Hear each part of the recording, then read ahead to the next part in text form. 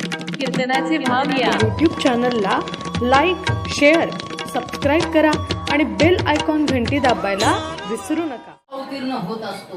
अवतीर्ण होतो का? नाही नाही, जन्मत असतो.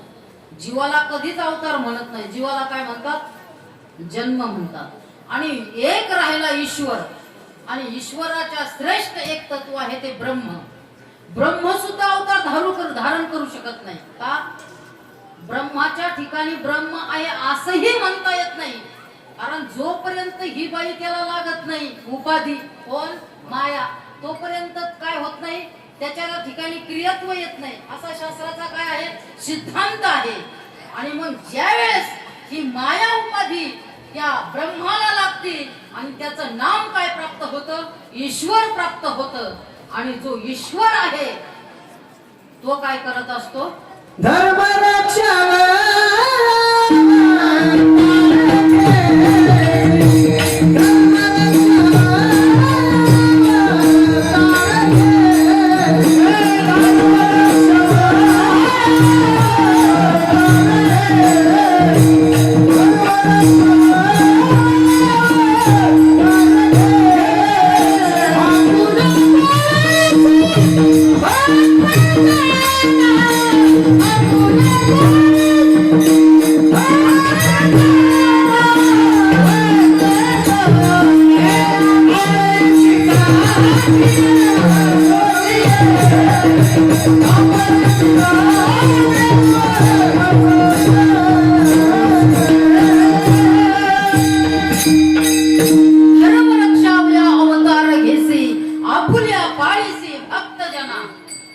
एका चरणामध्ये दोन्ही कारण सांगून टाकले. एक तर धर्माचं रक्षण करण्याकरता आणि भक्ताचं परिपालन करण्याकरता भगवान परमात्मा या भूतलावर काय होतात? अवतीर्ण होतात. गीतेमध्ये भगवान परमात्म्याचं असंच वचन आहे. सर्वांच्या श्लोक पाठ आहे, तुम्ही बहुश्रुत मंडळी आहात. यदा यदा हि धर्मस्य ग्लानिर्भवति भारत अभ्युत्थानम धर्मस्य तदात्मानं सृजाम्यहं तदा आत्मनि सृजामी. तेव्हा मी जन्म घेतो केव्हा? यदा यदा हा धर्म हा ग्लानी भवती. जेव्हा जेव्हा धर्माला ग्लानी येते, मलिनता येते, तेव्हा मी काय करतो? अवतार धारण करतो. अजून कधी अवतार धारण करतो? तर परित्राणाय साधूनाम विनाशाय च दुष्कृताम धर्म संस्थापनार्थाय अहम संभवामी युगे युगे. अहम म्हणजे मी स्वतः भगवान परमात्मा वेळोवेळेला म्हणजे युगायुगामध्ये मी काय करतो? जन्म धारण करतो धर्माची रक्षण करण्याकरता. तुम्ही म्हणणार धर्म म्हणजे नेमकं काय? हिंदू धर्माकरता अवतार धारण करतो का? मुसलमान धर्माकरता अवतार धारण करतो का? ईसाई, ख्रिश्चन, यहुदी, अजून काय असेल या भारतवर्षामध्ये, भारतवर्षाच्या बाहेर जे काही धर्म असेल त्याच्याकरता अवतार धारण करतो का? नेमकं कोणत्या धर्माकरता अवतार धारण करतो? तर धर्म म्हणजे नेमकं काय? धर्माची व्याख्या म्हणजे तरी काय? तर धर्माची व्याख्या वेदांत शास्त्रामध्ये अशी केलेली आहे, यतो अभ्युदय निश्चय हेतु स सिद्धी. त्याला काय म्हणतात? धर्म म्हणतात. जीव मनुष्य मात्राचं कल्याण होण्याकरता यतो अभ्युदय म्हणजे उत्कर्ष होण्याकरता आणि उत्कर्ष होऊन ससिद्धी आपलोती, ती सिद्धी प्राप्त करण्याकरता भगवान परमात्मा काय करत असतो? अवतार धारण करत असतो. म्हणजे अवतार धारण करण्याचं कारण काय आहे आणि धर्म कशाला म्हणतात? तर जीवनामध्ये संपूर्ण मनुष्य मात्राच्या जीवनामध्ये उत्कर्ष व्हावा, चांगलं व्हावं, बरं व्हावं, गोमटं व्हावं, कल्याण व्हावं, वेल मांडवाला जावा, याच्याकरता भगवान परमात्मा काय करतो? अवतार धारण करतो. विठाला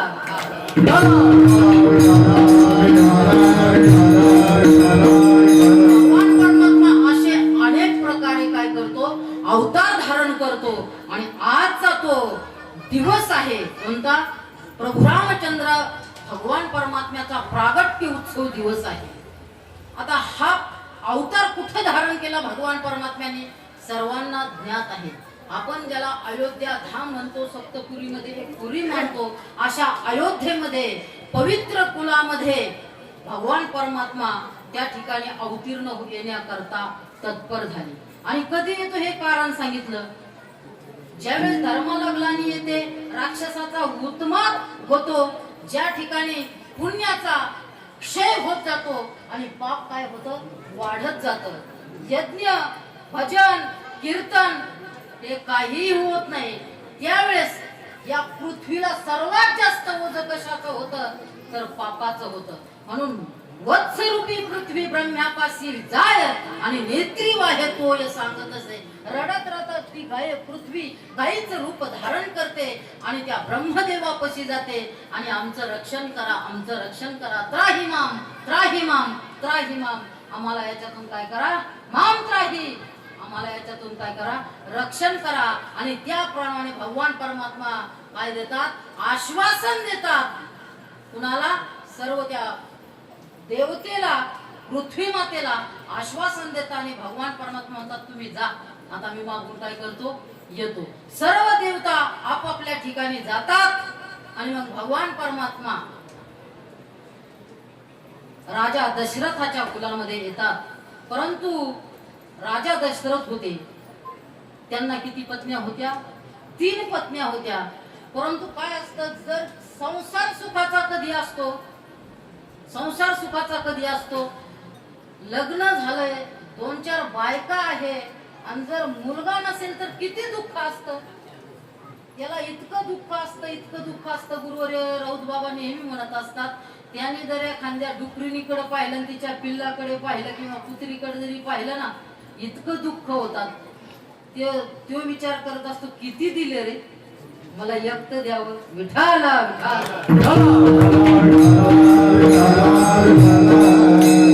मग वशिष्ठ ऋषीला एवढा राजा होता, परंतु दुःख होतं. कारण पुत्रहीनस्य मे राज्यम सर्वं दुःखाय कल्पते. हे रामायणामध्ये कोणाचे शब्द आहे कृष्ण महाराज, तुम्ही रामायण तयार आहे तुमचं. पुत्रहीनस्य मे राज्यम सर्वं दुःखाय कल्पते. जर पुत्र नसेल तर सर्व काय असतं, दुःखच दुःख असतं.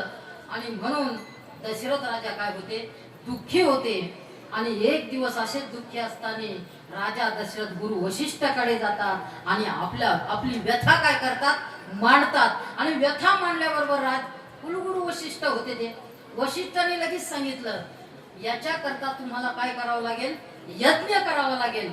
आणि यज्ञ करावा लागेल म्हटलं नंतर मग करा म्हणे यज्ञ. परंतु तो यज्ञ मला जमत नाही, त्याला यज्ञ करण्याकरता कुणाकडे जावं लागेल, शृंगी ऋषीकडे जावं लागेल. आता भगवान परमात्मा होते साक्षात त्या ठिकाणी अवतार धारण करणारे, म्हणून त्या ठिकाणी कार्यही तसंच काय आहे, अलौकिक कार्य आहे. आणि मग त्यावेळेस राजा दशरथ कुठे गेला, वनामध्ये गेला. पायामध्ये चप्पल नाही, अंगावर आभूषण नाही, काही नाही, सर्व सामान्य माणसाचा वेश धारण करून राजा दशरथ शृंगी ऋषीच्या आश्रमामध्ये गेले आणि शृंगीला सांगितलं, आम्हाला पुत्र कामेष्टी यज्ञ करायचा आहे.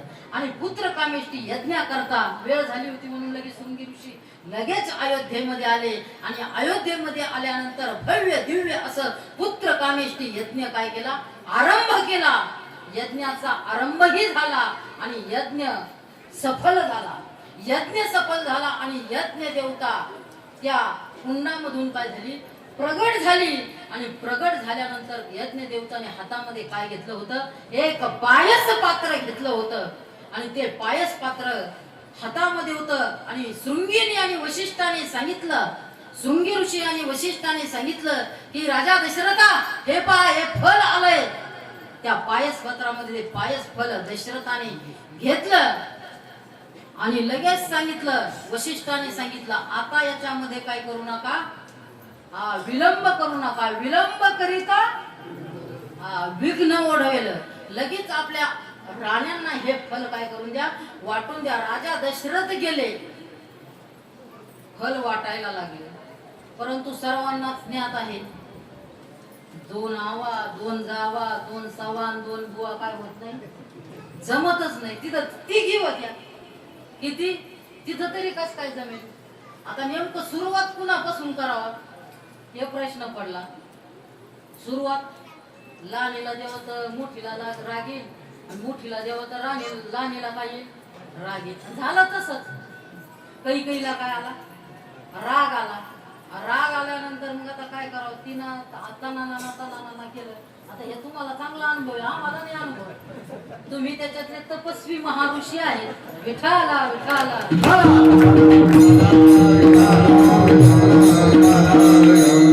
राग आला. तुम्हाला माहितीये काय झालं? पिंड घारीने झडपिला, अंजलीने तो सेविला, मग आता पुढं ते येणारच आहे आता आपल्याला. आणि मग एक एक भाग कुणाला दिला? कैकेयीला दिला, आणि एक सुमित्रीला घेतला, आणि एक कौशल्येला घेतला. भाग घेतल्यानंतर तो ग्रहणही केला, आणि ग्रहण केल्यानंतर 9 महिने 9 दिवसही उलटले, आणि आजचा दिवस उगवला कोणता? चैत्र शुद्ध नवमीचा. चरण म्हणणार ना? पाठ आहे का? हा पाठ नाही, डायरेक्ट कुंडली कवर जाते. आणि त्यावेळेस यश आपलं कौसल्या माता सौमित्री आणि कैकेयी काय राहिली? गरोदर राहिली. आणि गरोदर राहिल्यानंतर राजा दशरथ एकेकीच्या महालामध्ये जायला लागले, आणि महालामध्ये पहिल्यांदा कैकेयीच्या महालामध्ये गेले, आणि विचारलं तुला काय डोळे होतात? त्यावेळेस सांगितला काय? माझ्या मुलाला राज्यपद द्यावा, आणि यांना दुरी दिगांतरा म्हणजे वनाला पाठावं, त्याचा समाचार सुद्धा आला नाही पाहिजे. असे डोळे कोणाला होतात? कैकेयीला होतात. आता आपले डोळे नाही सांगितलेले बरेच. आपल्याला तर काय होतात? वडापाव खाण्याची इच्छा होती, कुणाला माती खाण्याची इच्छा होती, कुणाला बिड्या पिण्याची इच्छा होती, काय काय इच्छा होत्या. सुमित्रीकडे गेले, विचारलं तुला काय डोळे होतात? तिनं सांगितलं की माझ्या मुलाला मला असे डोळे होतात की माझ्या मुलाने काय करावं? यांचं सेवकत्व पत्करावं. सगळे आता चरण बिरण आहे, पण आता वेळ नाही त्याच्यामुळं. आणि मग कैकेयी महालासी जाता झाला. कोण? राजा दशरथ कैकेयी महालात जाता झाला. आणि गेल्यानंतर कौशल्येला पाहिल्यानंतर ते तेज शुद्ध राजा दशरथाच्या डोळ्यामध्ये सामोवत नव्हतं. एवढं तेज त्या कौशल्येमध्ये होतं. का? कारण तिच्या गर्भामध्ये या त्रैलोक्याचा मालक होता. आणि तिला विचारलं तुला काय डोळे होते?